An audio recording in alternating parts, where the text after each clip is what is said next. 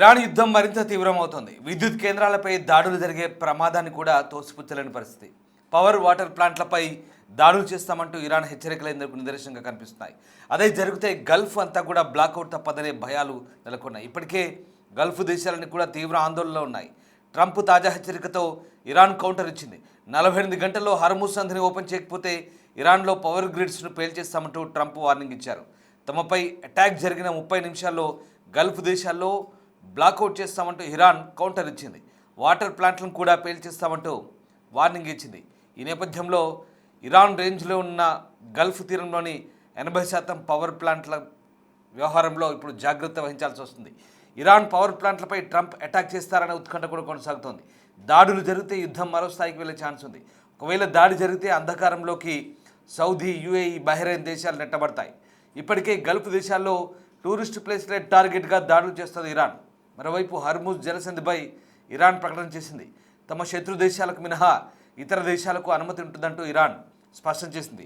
ఈ నేపథ్యంలో 24 గంటల్లోగా హర్ముజ్ జలసంధిని తెరవాలని, లేదంటే ఇరాన్లోని విద్యుత్ గ్రిడ్లను పూర్తిగా పేల్చివేస్తామంటూ 48 గంటల డెడ్లైన్ జారీ చేసిన డొనాల్డ్ ట్రంప్కు ఇరాన్ తీవ్రంగా స్పందించి కౌంటర్ ఇచ్చింది. తమ దేశంలోని విద్యుత్ కేంద్రాలపై దాడి చేస్తే పశ్చిమాసియాలోని శత్రు దేశాల మంచినీటి ప్లాంట్లను లక్ష్యంగా చేసుకుంటామంటూ ఘాటుగా హెచ్చరించింది. ఈ మేరకు ఇరాన్ సైనిక ఉన్నతాధికారులు చేసిన ప్రకటన గల్ఫ్ ప్రాంతంలో కొత్త ఉద్రిక్తతలకు దారితీస్తోంది. గల్ఫ్ దేశాల్లో దడ పుట్టిస్తోంది. పశ్చిమాసియాలోని సౌదీ అరేబియా, యుఏఈ, కువైట్ వంటి దేశాలు తమ తాగునీటి అవసరాల్లో దాదాపు 90% సముద్రపు నీటిని శుద్ధి చేసే డీశానిటేషన్ ప్లాంట్లపైన ఆధారపడుతున్నాయి. ఈ నేపథ్యంలో ఇరాన్ హెచ్చరికలకు ప్రాధాన్యత ఏర్పడింది. ఈ ప్లాంట్లపై చిన్న క్షిపణి దాడి జరిగిన కోట్లాది మంది ప్రజలు తీవ్ర నీటి సంక్షోభంలో చిక్కుకుంటారు.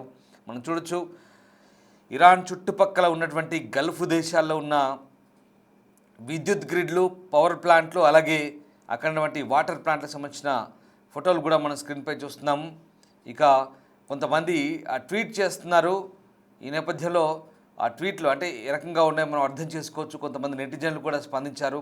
డొనాల్డ్ ట్రంప్ ఇచ్చినటువంటి 48 అవర్స్ డెడ్లైన్కి సంబంధించి కొంతమంది ఇచ్చినటువంటి రియాక్షన్స్ కూడా మనం చూడొచ్చు గల్ఫ్ దేశాల్లో. ఒకవేళ అదే కనుక జరిగితే ఇరాన్ బ్లాక్అవుట్ దిశగా వెళ్తే ఇరాన్ సైన్యం కనుక మిగతా దేశాల టార్గెట్లను ఫిక్స్ చేసి అక్కడ మంచినీటి ప్లాంట్లను లేదా విద్యుత్ ప్లాంట్లపై దాడి చేస్తే కనుక పూర్తిగా పశ్చిమాసియా అంతా అంధకారంలోకి నెట్టిపడే అవకాశమే కనిపిస్తోంది. ఇక విద్యుత్ ప్లాంట్లతో పోలిస్తే నీటి శుద్ధి కేంద్రాల పునరుద్ధరణ అత్యంత ఖర్చుతో కూడుకున్న పని, ఎక్కువ సమయం కూడా పడుతుంది. అందుకే తమపై దాడి జరిగితే శత్రు దేశాల మనుగడనే దెబ్బతీసేలా ఈ ప్రణాళికను ఇరాన్ సిద్ధం చేసినట్టుగా తెలుస్తోంది. ఈ ప్రకటనతో అమెరికాకి కాకుండా ఆ దేశ మిత్రపక్షాలైన అరబ్ దేశాలకు కూడా ఇరాన్ పరోక్షంగా వార్నింగ్ ఇచ్చింది. దీంతో హర్ముజ్ జలసంధి వివాదం ఇప్పుడు నీటి యుద్ధం వైపు మళ్లుతోందని విశ్లేషకులు ఆందోళన వ్యక్తం చేస్తున్నారు. ట్రంప్ విధించిన గడువు సమీపిస్తున్న వేళ ఇరు దేశాల నుంచి వస్తున్నటువంటి కవ్వింపు చర్యలు, ప్రతిస్పందనలు గల్ఫ్లో యుద్ధ వాతావరణాన్ని మరింత వేడెక్కించేలా కనిపిస్తున్నాయి. ప్రస్తుతం ఉన్న పరిస్థితిలో పశ్చిమాసియాలో యుద్ధం ఎక్కడికి వెళ్తుందన్న సంకేతాలు కూడా వెల్లువెత్తున్నాయి. ఒకసారి మనం చూడవచ్చు, డొనాల్డ్ ట్రంప్ చెప్పినటువంటి అల్టిమేటానికి సంబంధించిన ట్వీట్ అది. ఆయన అల్టిమేటం ఇవ్వగానే అరగంటలోనే ఇరాన్ స్పందించింది. మాకే వార్నింగ్ ఇస్తావా, మీ సంగతి ఏంటో చూస్తామంటూ ఇరాన్ హెచ్చరిస్తుంది. మనం చూడొచ్చు ఒకసారి కువైట్, బహ్రెయిన్, ఒమన్ దేశాల్లో ఉన్నటువంటి ప్లాంట్లకు సంబంధించిన మ్యాప్ ఒకసారి వేయండి. ప్లాంట్లకు సంబంధించిన మ్యాప్ ఒకసారి మనం చూస్తే కనుక ఆ మ్యాప్లో ఇరాన్ చుట్టుపక్కల ఉన్నటువంటి దేశాలకు సంబంధించినటువంటి వాటర్ ప్లాంట్లు, అలాగే ఆ దేశాల్లో ఉన్నటువంటి విద్యుత్ ప్లాంట్లకు సంబంధించినటువంటి మొత్తం మ్యాప్లన్నీ కూడా మనం చాలా క్రిస్టల్ క్లియర్గా మనకు కనిపిస్తున్నాయి. వాటన్నిటి మీద దాడి చేస్తే కనుక తీవ్రమైన ఇబ్బందులు ఉండే అవకాశమే కనిపిస్తోంది.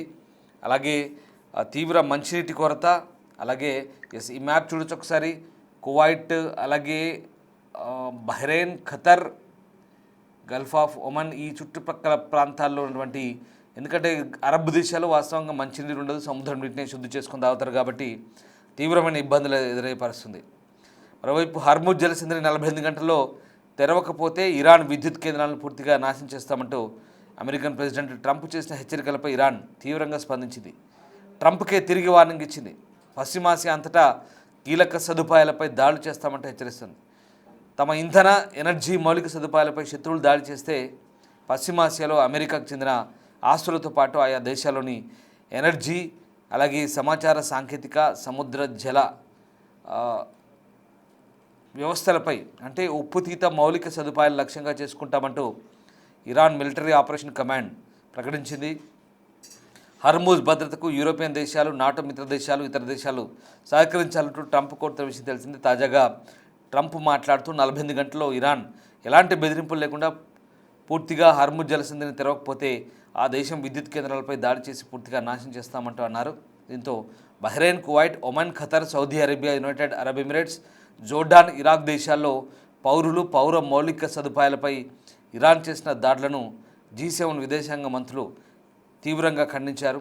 ఈ దేశాలపై ఇరాన్ చేసిన దాడులు ప్రాంతీయ, ప్రపంచ భద్రతకు ముప్పుగా నిలుస్తున్నాయంటూ ఇరాన్ తక్షణమే ఎలాంటి షరతులు లేకుండా అన్ని దాడులను నిలిపేయాలంటూ పిలుపునిచ్చారు.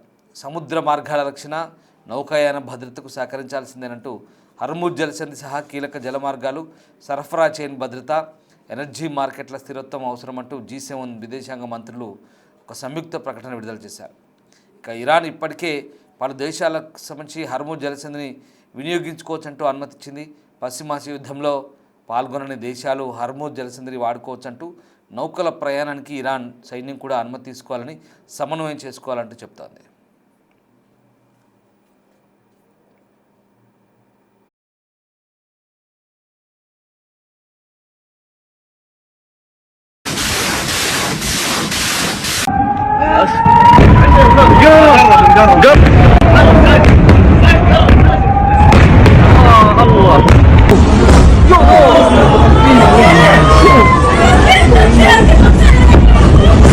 נפילות קשות בנבטים, שומע? וואו, וואו, וואו, וואו! וואו! הכל נופל לנבטים, אני אומר לך, מתקפה אחת החזקות.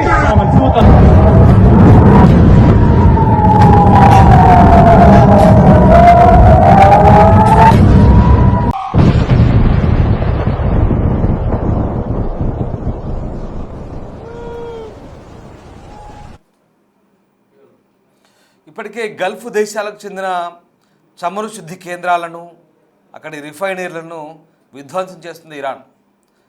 రస్ లఫాన్ వంటి అత్యంత ప్రపంచంలోనే అతిపెద్ద లిక్విఫైడ్ న్యాచురల్ గ్యాస్ కేంద్రాన్ని ఖతర్లో విధ్వంసం చేసింది. అలాగే అరామ్కో, సౌదీ అరేబియాలోని అరామ్కో రిఫైనరీని పూర్తిగా విధ్వంసం చేసింది. దాంతోపాటు బహ్రెయిన్, అలాగే ఇతర కువైట్తో పాటు ఇతర గల్ఫ్ దేశాల్లోని ఆయా చమురు క్షేత్రాలపై విరుచుకుపడింది. దీంతో ఇప్పటికే తీవ్ర సంక్షోభం దిశగా వెళ్తున్న క్రమంలో మరొకసారి ఇరాన్ చేస్తున్నటువంటి హెచ్చరికలు ఇప్పుడు తీవ్ర రూపం దాల్చే అవకాశం ఉంది. ఎందుకంటే అరబ్ దేశాలకు మంచినీరు చాలా కొరత ఉంటుంది. అక్కడ పూర్తిగా ఎడారి ప్రాంతం కాబట్టి సముద్రం నీటిని శుద్ధి చేసుకొని ఆ ప్లాంట్తో వచ్చే నీటినే వాడతారు. అందుకే ఆ గల్ఫ్ దేశాల్లో మంచినీరు సౌకర్యం అనేది చాలా కాస్ట్లీతో కూడుకున్న వ్యవహారం. ఆ ప్లాంట్లను తయారు చేయడానికి ఇప్పటికే వాళ్ళకి చాలా సంవత్సరాలు పట్టింది, చాలా బిలియన్ల ఖర్చు అయింది. ఇప్పుడు కనుక ఇరాన్ ఆ మౌలిక సదుపాయాలపై దాడి చేస్తే మళ్ళీ గల్ఫ్ దేశాలు విలవిల్లాడతాయి. అసలు తీవ్రమైనటువంటి నీటి సంక్షోభం ఏర్పడుతుంది. ఒక్కసారి ఊహించుకొని పరిస్థితి ఎంత దారుణంగా ఉంటుందో. మరి ట్రంప్ వార్నింగ్ ఇచ్చి అల్టిమేటం ఇచ్చి 48 గంటలకు ఆల్రెడీ 24 గంటలు కావస్తుంది. మరి ఈలోపు ట్రంప్ ఏ నిర్ణయం తీసుకుంటాడు? ఇరాన్ చెప్తున్నట్టుగా ఇరాన్ కనుక ప్రతీకార దాడులు చేస్తే మళ్ళీ ఆ దేశాల్లోని మంచినీటి వ్యవస్థలు, అలాగే అక్కడటువంటి విద్యుత్ వ్యవస్థలపై, పవర్ గ్రిడ్లపై దాడి చేస్తే పశ్చిమాసియా అంతా కూడా అంధకారంలోకి నెట్టిపెట్టబడుతుంది. అలాగే దాంతోపాటు మంచినీటి కొరత సమస్య కూడా ఉండే అవకాశం ఉన్నట్టుగా అక్కడ దేశాలు ఆందోళన వ్యక్తం చేస్తున్నాయి. మరి దీన్ని బట్టి ఈ 48 గంటల్లో ఏం జరగబోతుందని మాత్రం చాలా ఉత్కంఠ రేపుతోంది. పశ్చిమాసియాలో యుద్ధం ఎటువైపు వెళ్తుందో ఇక ఆయా దేశాల పాలకులు వాళ్ళే ఇప్పుడు ఈ యుద్ధానికి దిశానిర్దేశం చేయాల్సిన పరిస్థితి కనబడుతుంది. సో ప్రజలే ఇక్కడ పూర్తిగా సమిధలుగా మారిపోతున్నారు. ఇప్పటికీ యుద్ధంలో వందల మంది ప్రాణాలు కోల్పోతున్నారు. ఈ పశ్చిమాసియా యుద్ధం ఎప్పుడు ముగింపు పలుకుతుందంటూ ఆ దేశ ప్రజలు, ఆయా దేశాల ప్రజలంతా కూడా ఎదురు చూస్తున్నారు.